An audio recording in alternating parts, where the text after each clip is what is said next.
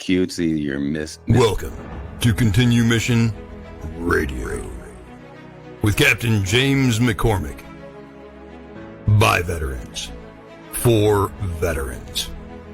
Guest hosts tonight are author Greg Meekin and Miss Val, our military radio gal. Continue Mission starts now. You got me headed to the left, headed to the right, headed back and forth, but baby, it's alright.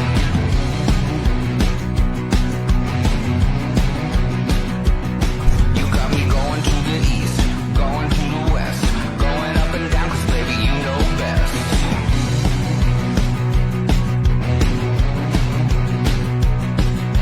All day, all night, running around, I'm never gonna stop because you never settle down.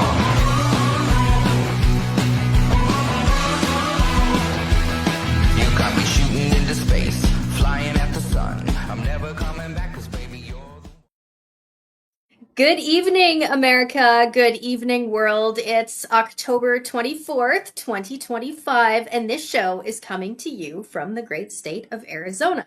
This is Continue Mission Radio on the Veteran Channel. For almost a decade, Continue Mission has been produced by veterans for veterans. Captain James McCormick is the leader of our pack. I'm Val Olson, and I'm here today at my kitchen table, as usual, with Captain James and Greg Meekin. Captain James will maybe be parachuting in, maybe not. We'll see. But of course, Greg is here tonight, and we're thrilled. We're thrilled to have another edition of Continue Mission. Greg, I'm bringing you to the stage. What is on your heart tonight? Well, what's on my heart tonight, Val? What's on my heart? You always ask me that. Is everybody running by the seat of their pants, or is it just me? Yes, it feels Crazy like world half out the there. world is in DC tonight. Crazy. We're going to talk about Washington, D.C., because like half our show is there tonight, right? Captain James McCormick couldn't make it on. He's in D.C. He's got big meetings tonight. And then we got My Sheriff front Mark. door is unlocked just in case he parachutes in. Oh, yeah, because you never know. Because he might, you know. Remember, we had Sheriff Mark Lamb parachute in for like 6 minutes while he was on the road months ago. So you never know. But goodness, James McCormick is, bless him, all he does is work. Yeah, it's 8 o'clock at night back there, and he's going to meetings. I believe this is a board meeting of Vietnam Veterans of America, I believe. Sheriff Mark Lamb, he gave us a rain check, you know, again, because he's at the White House. He's at the White House, and, you know, I said, I'll send you an invite just because if you want to pop on, you know, as usual. He said, actually, he apologized, Val. He said, actually, I'm going to a Border Patrol banquet, annual national banquet. I don't know if he's speaking there, but so he's saying he apologizes because he can't come on with Val and Greg. Isn't that great? So we have nobody here. It's great. This is once again, this is Continue Mission Radio. It's on Friday nights. Friday is my favorite day of the world. Day of the week. It's just great. You know, school, you kind of look to the clock, maybe scoot out a little bit early. You got Friday evenings, Junior B hockey games in Dorval, Quebec, Friday nights. Fun stuff. And we got Friday nights as Continue Mission, which is really, Continue Mission Radio is almost a decade old. It's a legend. It's a radio legend. It's an institution because every Friday night, Captain James McCormick and his awesome team, he's got a few other captains on the mic with him, would go on air to as many as 200,000 U.S. vets. And you know that, Val, because we hosted that show. 200,000 people. So this indeed is Continue Mission. It is on the Veteran Channel. The Veteran Channel, which people are going to hear more and more about as the weeks and months go along. I want to do just this is the veteran show, no matter what, and I want to shout out a veteran real quick, before I start. You know, I always throw you a curveball, Val, when I start, and I like to bring up secrets, and I like to bring up names that people haven't heard of. So this is a true heartfelt shout out. I haven't met him yet, but His name is David Woodruff. It's spelled Woodruff. David Doc. He goes by Doc. DOC. So David Doc Woodruff. Multi-tour Vietnam vet. He was a medic. He's a true paramedic, where they drop you in out of helicopters and stuff. He's in his 80s right now. I just learned about him this week from my awesome next door neighbor, Will Burnside. Remember Will from last week? Will just gives shout outs to everybody here. He loves our vets and he loves the show. He follows the show. He said, I hope you're not too nervous for tonight, you know? Goodness, here he is, William Burnside from Arizona City, Arizona, in the chat already. Good for him. But David Doc Woodruff, he's in his 80s right now. He's from Arizona City, Arizona. And he was I don't know his full bio. I can't wait to hear. He's a Purple Heart winner. Can't wait to hear his full bio, but he's in his 80s, multi-tours of NAM, Purple Hearts, and a number of other awards, just like James. You know, James has got a Silver Heart, and he's got 2 or 3 Bronze Stars and Silver Star. And so Doc Woodruff, he was a victim of Agent Orange, and a true victim. He's had to have a tracheotomy. And so for the most part, he communicates only by text. So it's just a salute to guys like that. These are the guys that no one hears about, Val. These are the guys that, remember Captain McCormick telling about how, you know, McCormick is so busy with the veterans, all the veterans. He has been for 15, 20 years. I mean, he's been busy. And he'll go, Captain McCormick will go, and you remember him telling these stories where he'd have to, after these older guys died, he'd have to go and kind of settle their estate and get them settled. Very often they just live alone. Little apartment, or, you know, 55 and over complex like I live on. I've got a bunch of Vietnam vets here in my complex. So Doc Woodruff is the guy that you don't hear about, but he's the hero. These guys are the heroes. And I really wanted to give a special shout out to him. I so appreciate, you know, Will Burnside, because he's commented again. And I so appreciate it that he's not just kind of watching and following us. He's passionate about it. He's passionate. He sent me a text today about the crazy government shutdown. He sent me a text today saying that basically, as of, because I wanted boots on the ground, what's really going on with the funding and stuff. And he had said starting November 1st, 42 million people are going to be cut off of EBT, food stamps.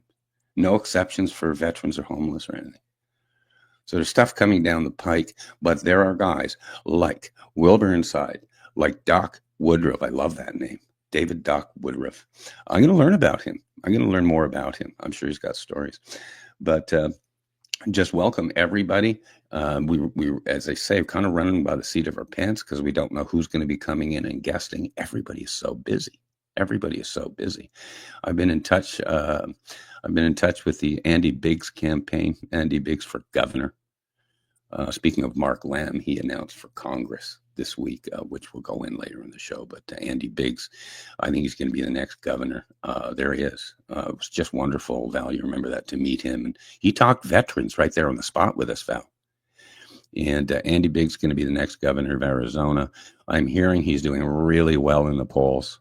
Three-way right now on the Republican side, you know, it's always primary stuff, and Republican side, it's a three-way race, really.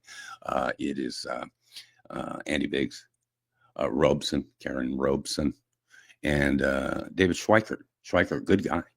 Schweikert's a friend of Mike Russell, but right now it's 46%, 24-11, meaning 46 Biggs percent, 24 Robeson, 11 Schweikert.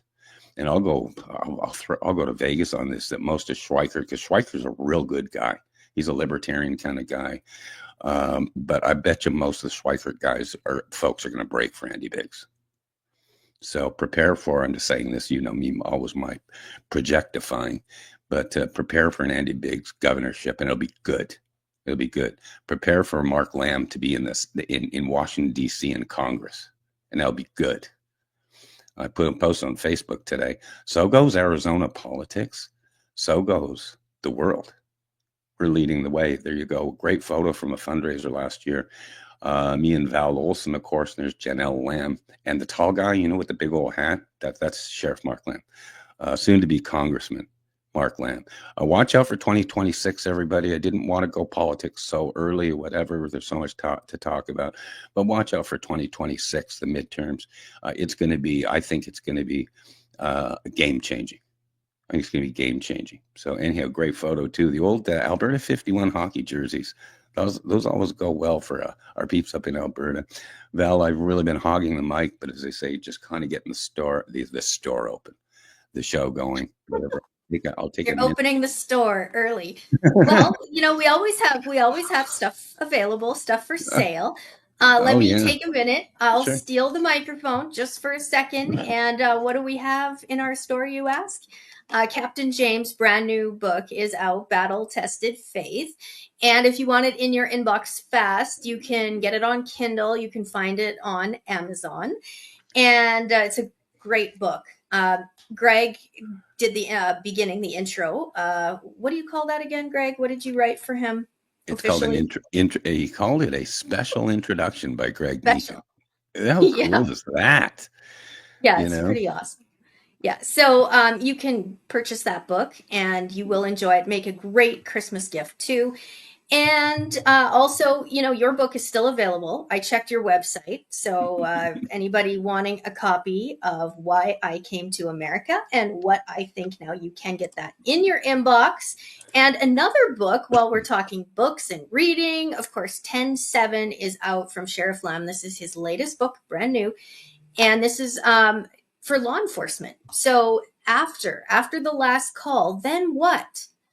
So that's where I want to go. Let's talk about that because we are brand new here at the Veteran Channel. We are proud to be on Apple, Roku, Prime, and probably other channels.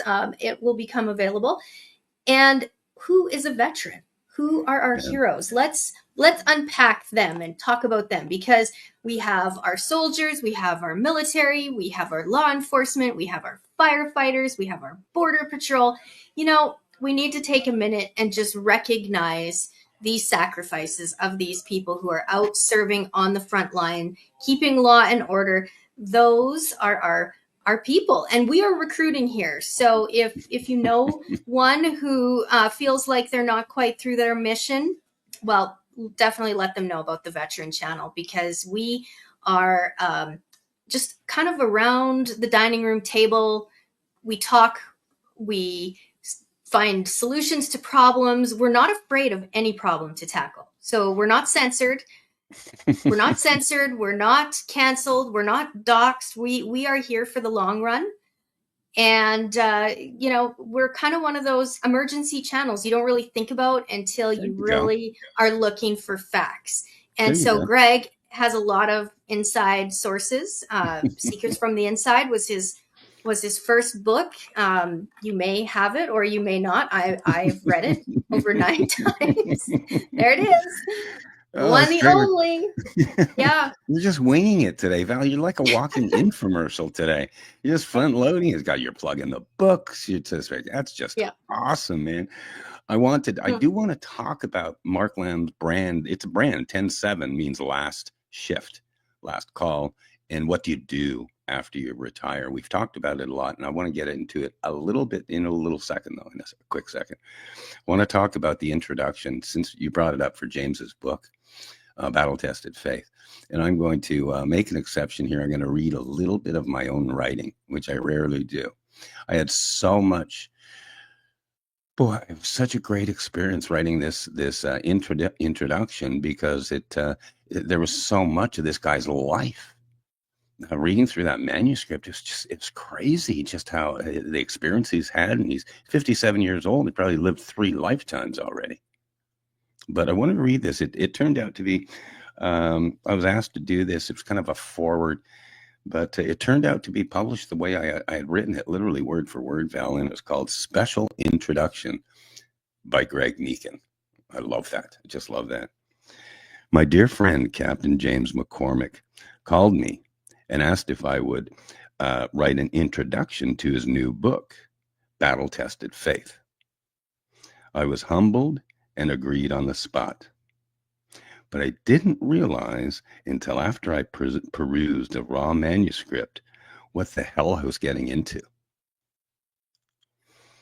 And after a little bit of wording, and then out of nowhere, the story jumps off the page and smashes you right in the face. And I'll skip, because there's so much in this book, but I'll skip right to the very last line. And this is interesting because this, the publisher put in bold on his own, the editor. He put in bold on his own. And this just came through my heart after this. You know, basically, he'll always take a midnight phone call from a hurting military veteran. I've told him on many occasions he's one of the most tireless and devoted men I've ever known in my life. And anyone who knows him knows exactly what I'm talking about. Through all the uncertainty of today's crazy world, there's one thing of which I'm 100% certain. Captain James McCormick will never die. He will be with us forever. So that came out of the introduction. And if that didn't seem like it was from the heart, you should have seen when I wrote it, because it's the most pleasurable thing. That was an 1,100 word introduction, which I don't normally write that length anymore. That's kind of essay, length and stuff. But I was really pleased. I just wanted to give people a taste of that. Do you have any kind of feedback, just Val, before I move on a little bit about James or his book, or anything pending there, anything on your heart there? I love the book because it is real, it is raw. It obviously talks about his time serving, and there's so many stories. We've touched on some of them, but the book adds another dimension. It adds another dimension to his time there, and I think it's priceless, and it's historical, it's real, it's raw. You're gonna cry, you're gonna laugh, and you're gonna get a chance to understand who James McCormick is. And I remember, when he was doing his radio shows, be midnight, and he'd be working in DC all day. It's mid. He's going hard on his radio show, because his show is based around vets and saving lives. And what I really, really love about James too is his passion for rehabilitation, and he addresses PTSD, his work with service dogs. He's just such a hero. He's a hero. And so, to be with him weekly like this, and just knowing what he's doing in DC, this is a good man who is fighting. He's fighting for all of his soldiers. So I take close note what he's doing, right? Yep. Pay attention, because this is a man who gets it done. And when he puts his name to something, or his word to something, he's a 3-time Purple Heart recipient. Yep. You think he's scared of anything? Trust me, he's not. He really isn't. I mean, my first show with him, we went right into like aliens, right? Like, he's not afraid to go. You read my mind on that. You read my mind on that, because you're talking about just the myriad of stories, story after story after story about Afghanistan, Iraq, hand-to-hand fighting, just crazy stuff, and stuff that'll make you'll take another look at our veterans. Just can't believe what they've been through. But you jog my brain here, because you're going to hear things from Captain McCormick down the road. And here's a scoop. I always give secrets. I love to give scoops and stuff. I called him and I said, I reviewed your manuscript, and what about the UFO story? Okay, this is scoop, everybody. This is scoop for anyone who hasn't heard this. And he had said to me, well, I was going to hold that off for another book, because it's a book unto itself. And of course, I'm jumping in there saying, I'll help you out with that. I'll help maybe co-produce that with him, co-publishing, because it's called Iraqi Soldiers Surrender to a UFO. It's the most amazing story I've ever heard. Not even gonna go into it. It's just too cool and too in depth. And by the way, I think there are 3 separate clips on my YouTube channel where he tells that story, Val. It was just the most unbelievable thing I've ever seen. Basically, 2022 boots empty of Iraqi soldiers. Where'd they go? And 2 survivors. The photo you showed before, as a matter of fact, when you went through that slideshow, that's the one right there. He is right there, Captain James McCormick, little guy. That's him standing there. Look at him, U.S. soldier, and he's got 2 Iraqi prisoners. And those Iraqi prisoners were the only 2 that survived, quote, this UFO incident. Of the, it's like 26 total people involved, soldiers. They survived. And what he's doing there in the photo, he's pointing back to the truck that's following him to point and look at the camera, boys. He says, look at the camera, boys, because you're on your way to Guantanamo Bay. So the 518th Gun Truck Company. These guys, here we go, Val. Don't get me started here. These guys were warriors. These guys were crazy. They protected convoy. These trucks that you see, they're painted like zebras. It's the only paint they could get a hold of. They armored up, extra armor, extra firepower. They're called the 518th Gun Truck Company. And also, again, I wrote about them in the forward. 518th is all over my YouTube channel. James talks about them a lot. These were the guys, Val, that they've almost brought a new style of warfare. Because what they would do, they were protecting these convoys, and these trucking convoys. These are the ones that had the fuel and the food and the supplies and all that stuff. And the convoys were ambushed all the time until the 518th came about. And this gun truck company was specifically designed to aggressively and violently protect the convoys. Like James said, he said, we were different. I always talk Western Virginia when I talk James, He said, we were different.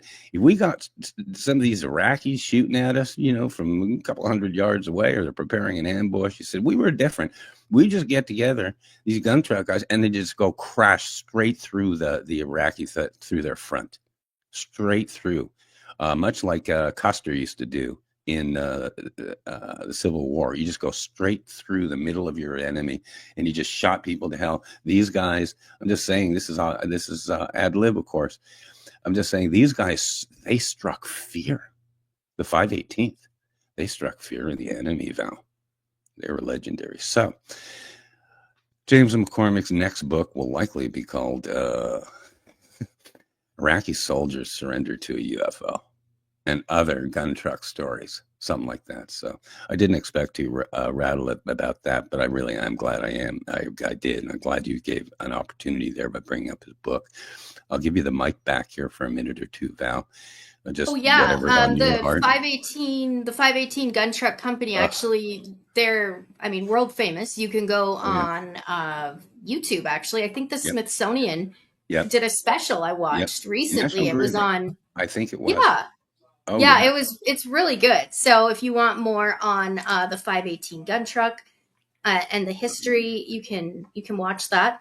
And they're amazing. Like Captain James brought me in, and so I keep in touch with some of them, and I have their shirt. Yeah, and you were kind of an honorary member, weren't you? Because they have a real tight group. They do. And they invited you in, right? You were part of those guys. They had their luncheons and stuff. Tell me a little bit. Did you meet anyone specifically from the 518th? They're great. Well, I keep in touch with them, and I definitely have some of the memorabilia as it's available, and it's precious. I wear it, and but they care about their communities. Like, they're forever doing things. That's what I noticed. Yeah. Not only do they keep in touch and keep connected, but the outreach and how they just stay together and care about each other's families, like it's amazing. It really is. It's like nothing I could compare it to, and that's what's so special about our vet community and the integration that we're talking about. And that's why we're here on Friday night. There's 16.9 million vets right across the United States, and each and every one of you have a place here. And we want to grow that. We want to make sure that when you come here, that not only do you feel the love and feel that you've got people in your corner, but we are actively working at fixing problems. We attend regular meetings happening in DC, and we cover issues that affect our vets. And one thing that's not pleasant to talk about, but it must be talked about, and it's something that I'm passionate about, that I will never stop advocating about, is that we are losing 26 American soldiers on home turf every single day. And this is a nonpartisan issue. This is shrinking our army, and there's a problem. And I will get to the bottom of the problem, because to lose our vets every day, what is going on? There must be an issue or a clog somewhere. I don't care. I don't care what it is. We'll take care of it. We'll handle it. And where do we start? Well, Val, you've brought this up so many times, and it's been a big, big, passionate issue. I say, no matter what, and I don't care how it happens, is we need to walk these guys by the hand as soon as they get off the plane or the transport. Just walk them through the next 1 or 2 years of their life, period. Because I'll tell you what, you bring up the 26, and you hear differing numbers, 22, 26. And I'm saying it doesn't matter what the number is. 26 obviously is too many. But you think about it, the 26 daily suicides, and think about this. Multiply that by how many of their family members are affected by that. 4 or 5 times, whatever. And then multiply it. Boy, I thought about this the other day, when I was hearing names like Doc Woodruff, lives alone. What about the folks out there, not just the 26 suicides, but that have just given up, all these old veterans? Veterans right now, tell you what, the Vietnam guys, and there's still some left. But they're in their 70s and 80s now. And a lot of them just give up. So they're not a suicide, but they kind of are. And again, James has had to go in and help settle estates with these guys. He goes into these, went into this tiny little mobile home park or something, and went to this little old guy who just died, and went to his drawer and pulled out these Purple Hearts, these accommodations, Silver Star, and just died alone. So you got the 26 a day plus the families that they affect. And now, what about these older guys that are just seriously just giving up? So those are the people we've got to help. And if we have to take them by the hand, let's do it. As you say, the cool thing about all these guys, these veterans, especially these Vietnam veterans, boy, they sure want to make things right from the old days, the old terrible days of disrespect. And what they do, they walk the walk. They walk the walk. They go, as they say, to luncheons. They answer phone calls to suicidal military guys. They come on broadcasts like this, and so often it's not the people you'll hear about. So let's do this, and next time we have Captain James on, and next time we have Sheriff Lamb on, being a congressman now, be able to make changes. Let's just take that bull by the horns right there. Let's walk these guys from tough times.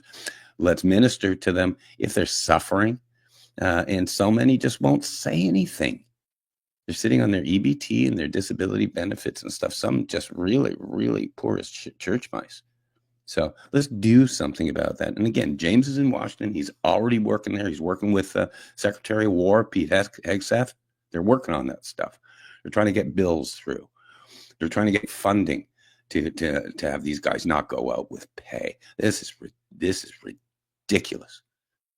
Anybody, United States citizens who's done their duty, needs to be paid their pension. They almost died for it. Pay your, we need food stamps, EBT paid for a lot of suffering people. With as bad a rap as social programs get, there's a lot of just really, really nice, just really financially strapped people, especially in this economy. They need their EBT. I told you I'd confessed on air to Mike Russell long ago. The EBT kind of saved my life, long time, a couple of decades ago, and state medical by the state of Washington. They saved my family. And so these are things. They're not numbers. They're not stuff for just a news story. There's stuff to tackle. And as I say, Val, doing something about it. That's like a big back to you on that one, because that's what we're all about. And that's what you're all about. Go ahead, Val. Yeah, exactly. I am so tired of talking about problems and pushing the buck. It's like, this is what we need, this is why, and this is how. So, we're kind of looking at bunny hops, right? now that we have some friends in Congress who really genuinely care about our vets, like Andy Biggs was really excited to see you, and he wanted to talk to vets. Like, I couldn't get my cell phone out fast enough to get a video, but he had a message for 16.9 million vets. Yep. And he's like, I'm here for you. Yep. So thank you, Andy Biggs. We're going to hold you to it. We're going to come up with a plan, and then we're going to enact that plan, and we're going to make a to-do list, because I find I've been really working hard at creating healthy habits. Sure. And making to-do lists and following through with goals. And I think we can just set some realistic goals and not just talk about it, but do it. Okay, so we're going to do that. We don't want people dying alone that served our country. That's an embarrassment. That's a reflection, not just on Pete Hegseth, and I shout out to him, but on our entire country and government. Right. And we can't do that. We're better than that. We have global dominance, right? And to maintain that, we have an ethical standard. We don't do that to our soldiers. And I think we need to take that message, turn it up a little bit louder, just to make sure that it's heard and we get this stuff on the books. So that's going to be something we tackle. Yeah. In the chat, I don't know if you saw, great shout out, Terry Furster up in Red Deer, Alberta. Red Deer Terry. I'll shout him out here. Tell you what, Val, Terry Furster is one of the first donors to the Veteran Channel. Alberta, $50 US. What's that, like about $2,000 Canadian or something now, right? But $50 US. And all he said, it was so cool because it's coming from Alberta, donating to the Veteran Channel. He just said, salutes to Captain James and the veterans of what they're trying to do. They're our heroes. And I'm saying, well, there you go. And Terry tuning in. How cool. He said, Mark Lamb, Terry Furster says, Mark Lamb will be an excellent congressman, trustworthy and lots of integrity. There you go. Terry, thank you very much for you guys. There's a lot of guys up there and gals, Val, that kind of follow us and follow these stories real closely. Sorry, I didn't mean to interrupt. No, go ahead. Go ahead. I did break a story earlier today on America Matters Media on Shanimal Lawson's The American Roundup earlier today. It was the first time that I put this on the radio airwaves, but I said, keep your eyes on Mark Lamb, because Mark and Janelle, they are a team. And the White House needs that team mentality, that family first. And that's who they are. They do everything together. And it's like, that's Mr. and Mrs. America. That's what I call them. Mr. and Mrs. America. And that is presidential material. That I believe with my whole heart that his mission, God, family, freedom, and restoring law and order, like, that is going to be his campaign. I told him that years ago. I said, law and order, that's all I see. And I asked him at that time, I said, please consider the role of president. So there you go. I'm way making back it when official. that was 2022 at the Campfire Chat, exclusive Campfire Chat, that you were there present, and your vision was clear, and you told him. He said, you think he's going to be president someday? And he didn't blink. He didn't blink. No. Leaders don't blink with stuff like that. He just kind of smiled and tipped his cowboy hat. And remember the interesting thing, because I think your vision's correct on that, or that approach. He's only 53. He's only 53. He's fully retired from the Pinal County Sheriff's Department stuff. But he's got a lot of years. If not 2028. maybe 2032, 2036. Either way, this gentleman, I think Mark Lamb could be easily vice presidential material appointment, Department of Homeland Security director appointment. Again, secure our borders, second to none. Mark Lamb's been a second to none securing our borders long before and during those terrible Biden days. So Mark Lamb's been all over it, and yeah, we're really excited for that. This is kind of, it's kind of a scoop. Dovetailing from yours here, Val, is I'm going to, I think I've told him this. I'm really going to encourage Mark Lamb to bring a bill to the floor, to bring a bill about reforming immigration. Hello.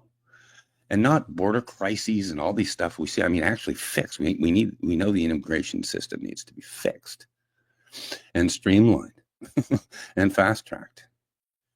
And right in front of us, again, back in the campfire, Jack, he gave us his plan. He hadn't even run for Senate at that point, never mind Congress now. He was still sheriff.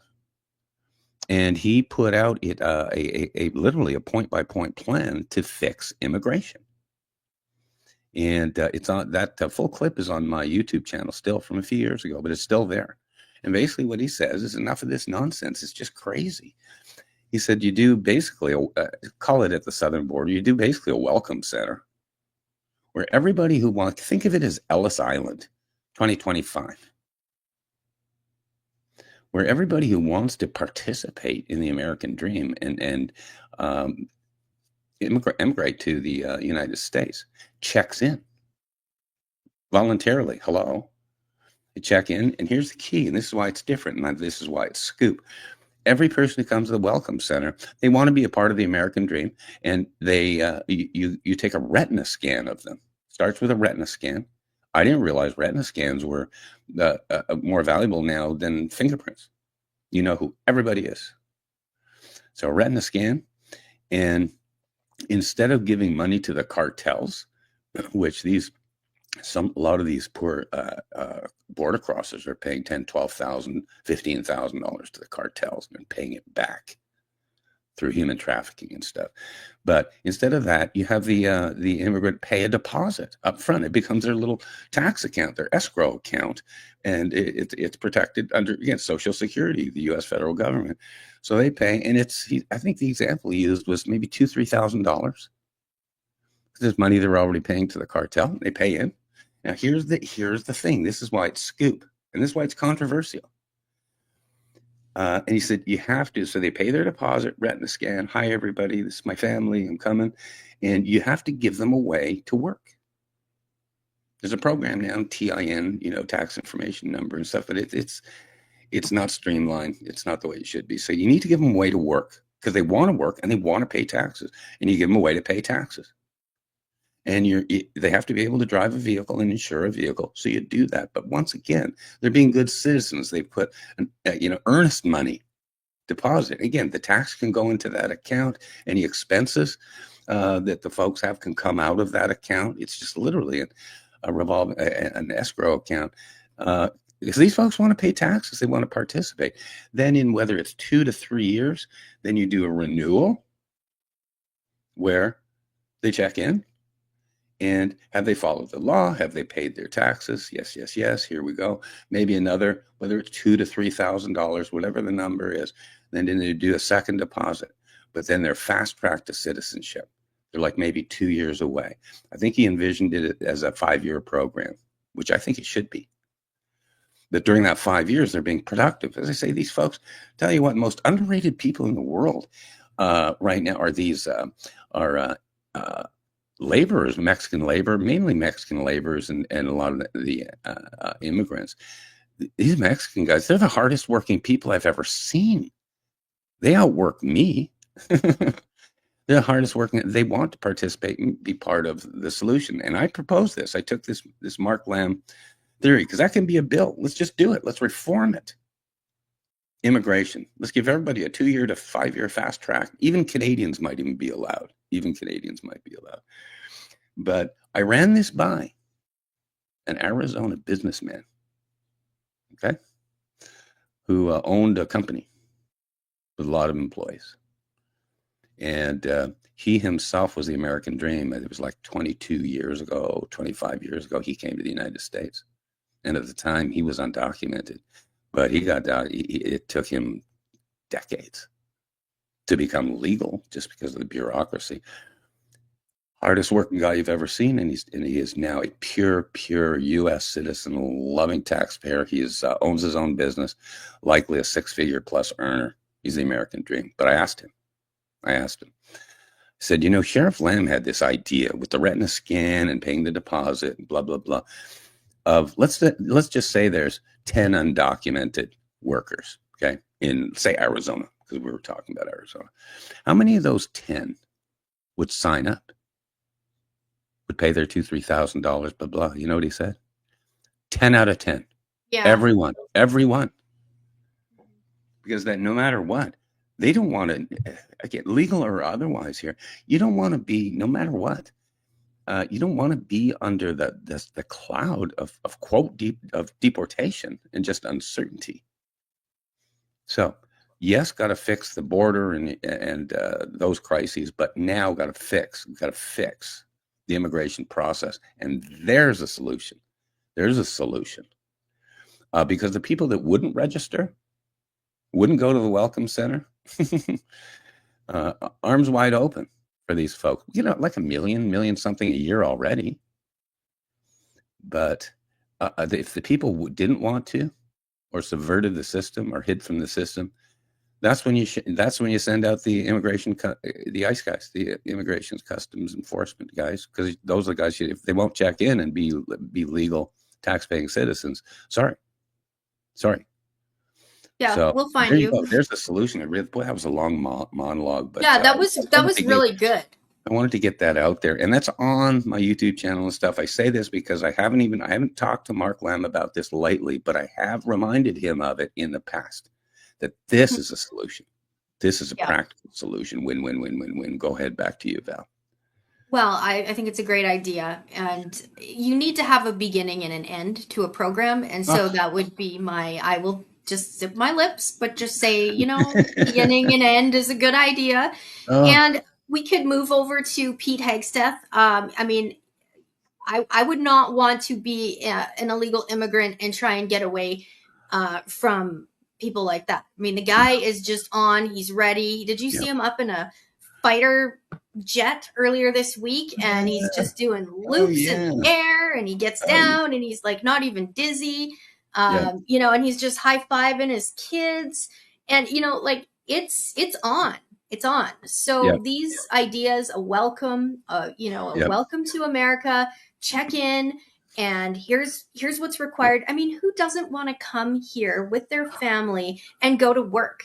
They don't want, nobody relocates to another country to get involved in illegal activities. Like that's not why you would do it. Your intention is to pursue the American dream. So we don't want to have our own country preventing that, right? Like, so we have to get it together. We have to come up with a plan.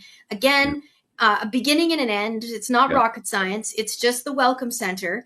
Yeah. And you just walk in. There's a side note on Secretary of War Hegseth. Side note. Yeah. Don't let the media loves to stir up stuff. They're little gossip party people, right? Oh, he's building a ballroom. Oh my God, it's World War IV. But Hegseth, don't let the media tell you any differently. The United States Armed Forces love Pete Hegseth, just across the board. He is. This is called authenticity. He is there for them. So don't let anyone stir up any controversy there. And this is rare because very often, Val, you mentioned just how youthful and he's total leader, total jock, total, alpha male. But that's not the way he used to be. We used to get these old crusty, God love him, Donald Rumsfeld. I can't believe I remember that name. These were all the bureaucrat guys, these War Department guys. And they couldn't do 2 pull-ups, if you know what I mean. So, shout out there to the Secretary of War and Pete Hegseth. And back to you, Val. You're bringing up some. Well, I'm curious. I did bring this up on America Matters Media last week. I was wondering, is that intimidating if you are a big shot bureaucrat and you receive a memo that says like, okay, push-ups, like because he did make it very clear, Oh you yeah. have to, this is the requirement. Oh And I mean, he's went to football games and he's demonstrated right on, like he's all in. And is that intimidating? And should there be maybe like a 3-month grace period where you can work your way back into that? Like, what do you think? I don't know. I just well, was, first of all, if it's intimidating, so what? yeah. Well, We're here to fight yeah, wars, like Rush Limbaugh said. You're here to fight wars, to to break things and kill people. That's what you do. right. And Yeah. there's definitely, is it intimidating? I'll tell you, he really rocked the boat when he told all those fat generals they had to slim down. It was great. And I'm saying, well, hell yeah. Hell yeah. And if it ends up being a tiered system or whatever, it doesn't matter. But it's nothing wrong with just punching everyone in the face now and then. So get off your Yeah. butt. And The if beer. you don't buy into the culture, it's, you don't buy in. Don't stick Right. around. Don't try and Sure. take it down, because Sure. you kind of know physically you're not going to be able to go toe Sure. to toe with this guy. So, it's just kind of like, well, there's a new Secretary of War in town, and Yeah. I wouldn't mess with what he's laying down. I mean, he obviously has the support of all of the soldiers, and we need a strong army. Like, this is non-negotiable. Oh, If oh, I look ahead at what's going on around the world, and we want peace, and peace comes with strength, yeah. and we have to be ready, right, at all times. And that's why we're recruiting here always. Where your mission is never done. It's never done. Continue mission. You're going to see Yeah. this is a period of adjustment. Okay. I don't know if it's a quickening. I don't know if it's the earth moving on its axis. I don't know, but it's a time of transition, including this military controversy that you're seeing. Fat generals need to trim down. One issue that I'm going to bring up as well, we brought it up on the air in the past, is selective service. The beauty of the American military is it's all volunteer, and it still will be all volunteer. There's record recruiting, by the way, for ICE, Department of Immigration, record recruiting for Space Force. The U.S. Marines have exceeded their quota already, so young men are ready. They're ready to serve their country. But on that issue, this selective service thing, this was personal to me because I have twin boys who turned 18 years old. And for most parents out there, know that when young American males turn 18, they're required to basically register for a draft if it ever came up. It's called selective service. So they have to register for registered selective service at 18. And what really bothered me at the time, I've said this on the air, Val, what really bothered me at the time is how heavy-handed the U.S. government, the military, was in making my twins to make sure that they registered. Threatened them with, if you don't register, you'll never qualify for the GI Bill, VA mortgages, any federal benefits. I'm saying that's pretty heavy-handed on all 18-year-olds. And my question was at the time, well, do they have to do it with women, with gals who are 18? Because this is equal opportunity world. It's all we hear. We conclude, everyone's concluded, they know that military jobs are not necessarily all combat. As we talked about last week, they're logistics jobs, they're intelligence jobs, they're IT jobs. And why shouldn't women be a part of that?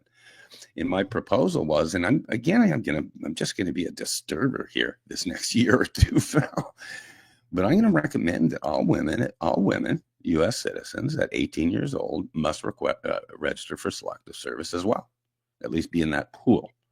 Why not? And that said, can there be exceptions like maternity? Sure, whatever. But for all I hear all the time now is about equality. And if there's a way to start, that should be the place to start. Because I really would say, and I mean it, I don't want to sound like I have edge to me now, but I'm saying in this day and age, why not? What's the excuse there? And if not, is there a double standard going on? Because all I'll say is I don't think there's ever going to be a draft. I wasn't worried about my teenager boys being drafted, but it's the principle of it. It's the registering with the national databases, the federal databases. And I'm simply saying I don't think young men should be the only ones subject to that. I think it should be, I bet you like it is in Israel. Israel, I think it's 2 years mandatory military service after high school. But either way, so I will bring that up as an issue. Should selective service be for males and females to register as well? So there you go. That's my little rant there. We're actually, it's funny, we're probably already 50 minutes after the hour, Val. I've been doing a lot of monologues and stuff, but if you want to take a quick minute, I'd like to close out the show here, maybe in the next 5 minutes or so. You are on a time frame too. You got to get out of here. So as a matter of fact, let's just wrap. Okay. We've got lots of stuff coming up. Captain James is going to have a huge update when he comes back on. Sheriff Mark Lamb is going to be on whenever he can find some time. But just kind of good news going on here. Lots of challenges, lots of crazy stuff going on. But I know in the state of Arizona, where Arizona politics goes, so goes the country. I believe so. I think there's a movement towards common sense.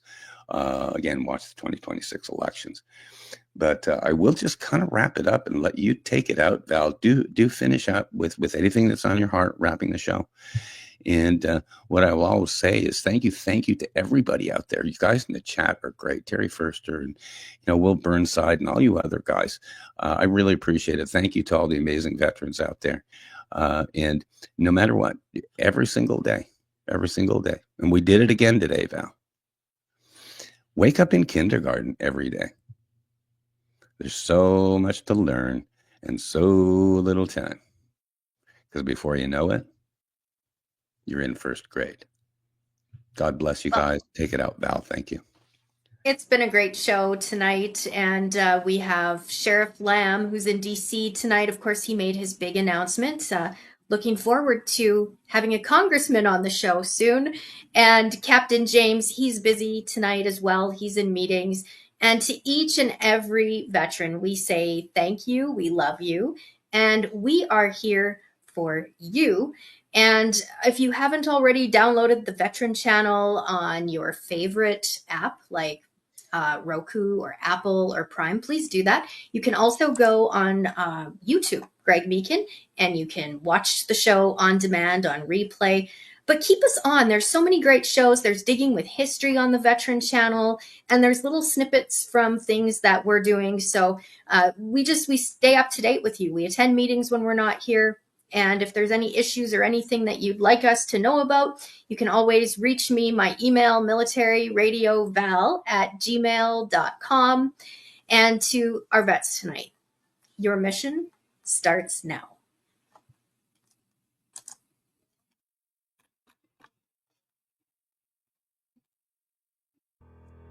Welcome to Continue Mission Radio with Captain James McCormick.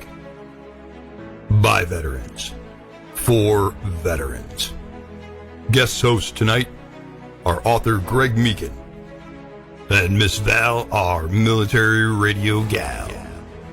Continue Mission starts now. You got me headed to the left, headed to the right, headed back and forth, but baby, it's alright.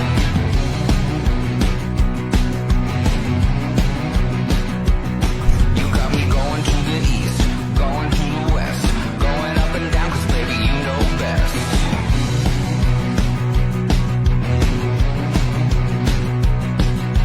All day, all night, running around, I'm never gonna stop because you never settle down.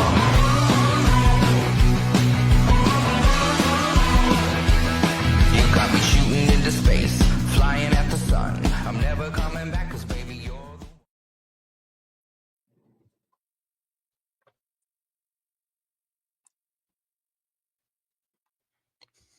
Trying to get it out. Welcome to Continue Mission Radio with Captain James McCormick. By veterans, for veterans. Guest hosts tonight are author Greg Meekin and Miss Val.